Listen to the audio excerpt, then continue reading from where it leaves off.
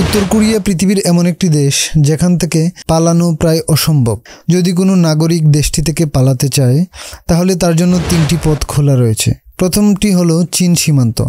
সেখান দিয়ে প্রায়ই উত্তর কোরিয়ার নাগরিকেরা পালানোর চেষ্টা করে, কিন্তু তারা পালাতে সক্ষম হলেও চীন এবং উত্তর কোরিয়ার সম্পর্ক ভালো থাকায় চীন সেনাবাহিনী তাকে আবার কিম জং উনের কাছে পাঠায়। দ্বিতীয় যেই পথটি হলো সেটি হলো রাশিয়ার সীমান্ত, কিন্তু খুব ছোট সীমান্ত থাকায় এখানে কড়া পাহারা বিদ্যমান থাকে। তৃতীয় যে সীমান্ত রয়েছে সেটা হচ্ছে পৃথিবীর সবথেকে বিপজ্জনক সীমান্ত, উত্তর এবং দক্ষিণ কোরিয়ার সীমান্ত।